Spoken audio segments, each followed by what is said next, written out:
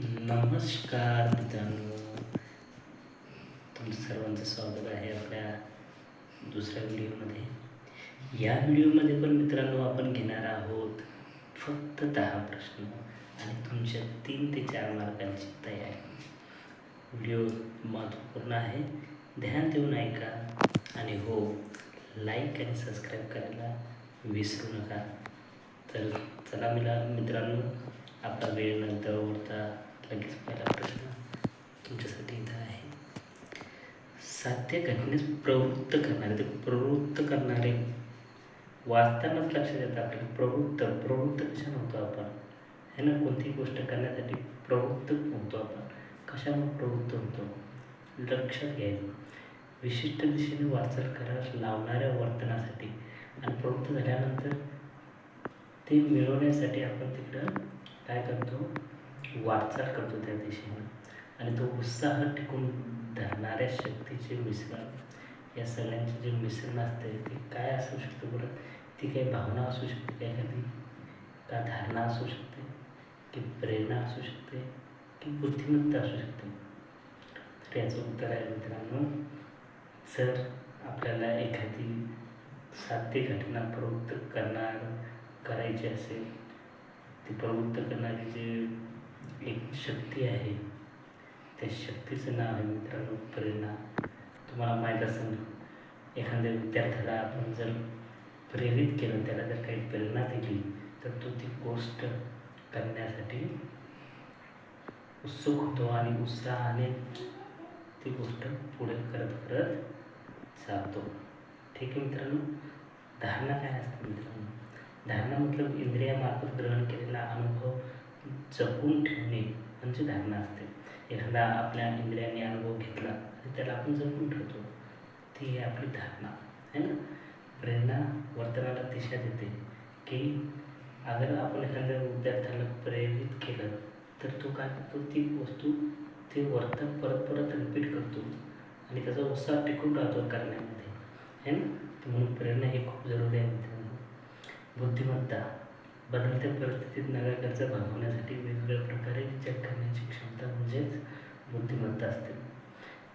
रोज नवीन परिस्थितीला आपल्याला सामोरे जावं लागते आणि याच्यातून सामोरे जाण्यासाठी वेगवेगळ्या प्रकारे आपण जे विचार करण्याची जी आपली शक्ती असते मित्रांनो, ती काय असते, ती आपली बुद्धिमत्ता असते मित्रांनो.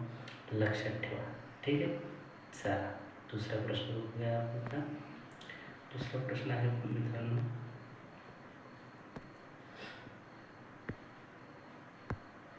एक मिनिट.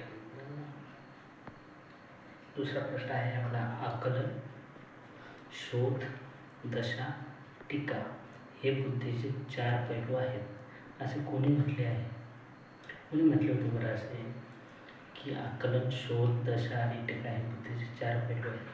तुम्ही वाचला असेल मित्रांनो. तो आहेत आपले अल्फ्रेड पिनी. या प्रश्नाचं उत्तर आहे मित्रांनो अल्फ्रेड पिनी. ठीक आहे. चला लगेच तिसरा प्रश्न बघूया मित्रांनो. अध्यापनाच्या प्रतिमानांचे जनक म्हणून खालीलपैकी कोणाला ओळखले जाते? कोणाला अध्यापनाचे प्रतिमानाचे जनक म्हणून ओळखले जाते? हर्बर्ट थे आणि जॉन डुई नाही, फनी शेफे आणि जॉर्ज शेफे नाही. तर त्याचं उत्तर आहे मित्रांनो मार्शा विल आणि ब्रूस जॉईस यांना अध्यापनाच्या प्रतिमानाचे जनक म्हणून ओळखल्या जाते. या अध्यापनाचे जनक म्हणून यांची ओळख आहे मार्शा विल आणि ब्रूस जॉईस. ओके मित्रांनो. चला चौथा प्रश्न बघूया. आता यशस्वी अध्यापन म्हणजे काय? आता आपल्याला माहिती मित्रांनो, यशस्वी अध्यापन म्हणजे काय? जर आपण खरंच आपलं यशस्वी अध्यापन झालं, त्याचं मूल्यमापन जर केलं, तर आपल्याला लक्षात येतं की निकाल चांगला लागलेला असतो, सर्व विद्यार्थी चांगल्या प्रकारे उत्तीर्ण पण होतात, है ना? विद्यार्थ्यांना यश संपादन होतं. फक्त इतक्याच गोष्टी नाही, या सर्व गोष्टीच्या व्यतिरिक्त जे खास महत्त्वाची गोष्ट आहे मित्रांनो, परिणामकारक अध्ययन जे असतं त्याला म्हणतात यशस्वी अध्यापन. जर तुमचं अध्यापन परिणामकारक असेल है ना, तुमच्या अध्यापनातून काहीतरी मतलब एक प्रेरणा मिळून विद्यार्थ्याच्या वर्तनामधून बदल घडला असेल चांगला है ना, तर त्याला यशस्वी अध्यापन असे आपण म्हणू शकतो. यशस्वी अध्यापन आपण म्हणू शकतो जर परिणामकारक अध्ययन झालं असेल तर. ठीक आहे मित्रांनो, चला 5वा प्रश्न बघूया.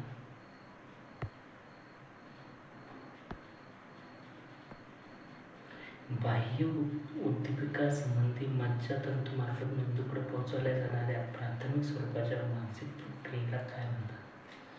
तर बाह्य उद्दीपकासंबंधी म्हणजे बाहेरची जी एखादी वस्तू आहे तिच्या संबंधी आपल्या मज्जातंतूमार्फत मेंदूकडे जर काही पोहोचल्या जात असेल, या कशामुळे पोहोचवल्या जाऊ शकतं बरं?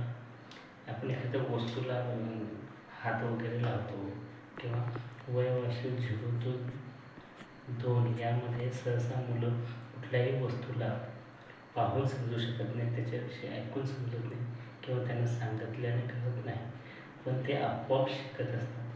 त्यांच्या बुद्धीकडे एक मज्जातंतूमार्फत एक माहिती जाते. त्या प्राथमिक स्वरूपाच्या मानसिक क्रियेला काय म्हणतात? तर त्याला म्हणतात संवेदना.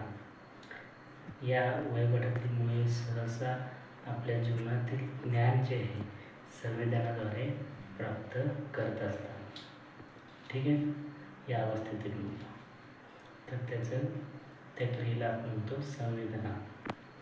ठीक आहे मित्रांनो, चला 6वा प्रश्न घेऊया आपण. कोणतीही गोष्ट जाणून घेण्यासाठी मनाने केलेली धडपड. आता काहीतरी जाणून घेण्यासाठी आपण मन जे धडपड करते, काहीतरी शिकायचं असते, त्या धडपडीला काय म्हणतात? त्याला विस्मरण म्हणता येईल का? नाही, विस्मरण त्याला आपण म्हणू शकत नाही. विस्मरण म्हणजे काय? एखादा आपण अनुभव घेतला आणि ते आपल्याला स्मरण न होणे, त्याला आपण विस्मरण म्हणतो. आता स्मरण म्हणजे काय? एखाद्या गोष्टीचा आपण अनुभव घेतला आणि तिला आपण परत आठवू शकतो, पुनरुज्जीवन करू शकतो, त्याला स्मरण म्हणू है ना. पण ती कोणी धडपड आहे का जाणून घेण्याची? नाही. अवधान. आता अवधान मात्र अशा गोष्टीला म्हणता येईल की आपल्याला जर एखादी गोष्ट शिकायची असेल तर आपलं मन एक धडपड करू लागतं, प्रयत्न करू लागतं, त्याच्यासाठी मार्ग शोधू लागतं, त्याला म्हणतात अवधान. तर या प्रश्नाचं उत्तर आहे मित्रांनो अवधान. ठीक आहे मित्रांनो. आणि कल्पना जी असते मित्रांनो, वास्तवातील प्रतिमांची जुळवाजुळव करून आपण काहीतरी नवीन रचना तयार करतो, ती असते कल्पना. ठीक आहे.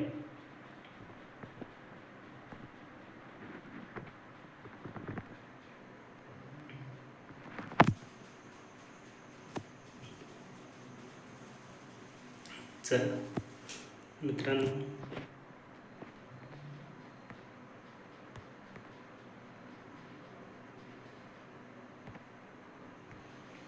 7वा प्रश्न आहे मित्रांनो बघा.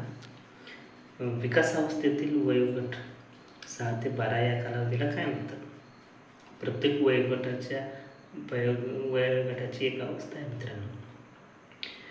महिना 1 ते 2 वर्ष, आताच मी बघितलं शैशवावस्था. आपण एक प्रश्न बघितला होता. या अवस्थेमध्ये संवेदनातून मुलं ज्ञान प्राप्त करतात है ना. एखाद्या वस्तूला हात लावून त्याच्याशी खेळताना है ना, तर या अवस्थेला म्हणतो शैशवावस्था. वर्ष 2 ते 6 वर्ष या अवस्थेला आपण म्हणतो बाल्यावस्था. 6 ते 12 वर्षाची अवस्था असते मित्रांनो आपली किशोरावस्था, आणि 12 ते 14 असते आपली पौगंडावस्था. तर मित्रांनो, या प्रश्नाचं उत्तर तुम्हाला कळालं असेल, ते आहे किशोरावस्था. 6 ते 12 वर्ष या कालावधीला किशोरावस्था असे म्हणतात. चला तर मित्रांनो, नंतरचा प्रश्न घेऊया आपण. अध्यापनशास्त्र म्हणजे काय? अध्यापनशास्त्र म्हणजे काय? पद्धती व प्रतिमाने असतात का याच्यामध्ये? हो असतात.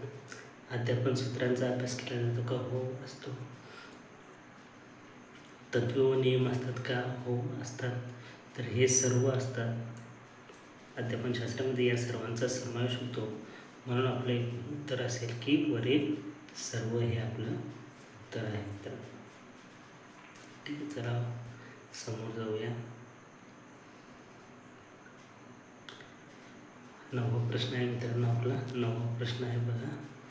अध्ययनात क्रियाशीलता कोणत्या स्वरूपाची असते? अध्ययनामध्ये जेव्हा आपण अध्ययन करतो मित्रांनो, तर तेव्हा कोणत्या स्वरूपाची आपली क्रियाशीलता असते? बौद्धिक व भावनिक असते का? फक्त बौद्धिक असते का? शारीरिक व मानसिक असते का? फक्त मानसिक असते का? हा प्रश्न खूप वेळास आलेला आहे मित्रांनो आणि खूप इम्पॉर्टंट आहे. तर अध्ययनात क्रियाशीलता ही फक्त बौद्धिक स्वरूपाची असते मित्रांनो. याचं उत्तर आहे बौद्धिक. फक्त बौद्धिक स्वरूपाचे अध्ययनामध्ये क्रियाशीलता असते. चला नंतरचा प्रश्न आणि शेवटचा प्रश्न बघूया. ठीक आहे मित्रांनो. व्यक्ती व तिच्या भोवतालचे वातावरण, व्यक्ती आणि तिच्या भोवतालचे वातावरण जे आहे यांच्यातील अंतक्रियातून प्राप्त झालेल्या मर्मदृष्टीद्वारे समस्या सोडवली जातात असे त्यांचे मत आहे. कोणाचे मत आहे मित्रांनो हे? कोणी म्हटलेले आहे असे? व्यक्ती व तिच्या भोवतालचे वातावरण आहे ना, मतलब आपल्या परिसर जो आहे त्या परिसराची जी आपली अंतक्रिया होते यातून प्राप्त झालेल्या मर्मदृष्टीद्वारे समस्या सोडवल्या जातात असे कोणाचे मत आहे? तर असे आहे कोहलरबर्ग यांनी असे म्हटलेले आहे मित्रांनो.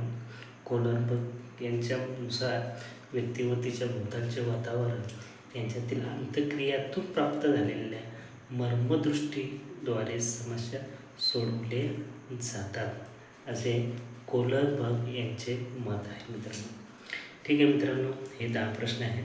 तुम्ही व्हिडिओ आवडला असेल तर सबस्क्राईब करू शकता आणि लाईक, शेअर, कमेंट पण करू शकता. धन्यवाद मित्रांनो. मित्रांनो, एक जाता तुम्हाला सांगू इच्छितो, तुम्ही जितकी प्रॅक्टिस कराल, जितके बार बार व्हिडिओ बघाल, तर तुम्हाला एक प्रकारे प्रश्न सर्व समजून जातील आणि सर्व प्रश्न एकदा कळाले की जेव्हा तुम्ही परीक्षेला जाल तेव्हा तुम्हाला प्रश्न बघताच क्षणी उत्तर तुमच्या डोळ्यासमोर दिसेल आणि तुम्ही लगेच तुम्ही समोर जाल मित्रांनो. ठीक आहे मित्रांनो, चला अशा आहे. ठीक आहे मित्रांनो, परत भेटूया. काही विशिष्ट टिप्स मी तुम्हाला सांगणार आहे. प्रश्नापेक्षा, अभ्यासापेक्षा ट्रिक कशा, युक्त्या कशा बघायच्या आणि प्रश्नाचे उत्तर फटाफट देऊन लवकरात लवकर कमीत कमी वेळेत जास्तीत जास्त प्रश्न आणि जास्तीत जास्त अचूक प्रश्न कसे सोडवता येईल यावर आपण बोलणार आहोत मित्रांनो. पुढचा व्हिडिओ मी खूप महत्त्वाचा व्हिडिओ बनवणार आहे. या व्हिडिओला लाईक आणि सबस्क्राईब करा. Bye bye.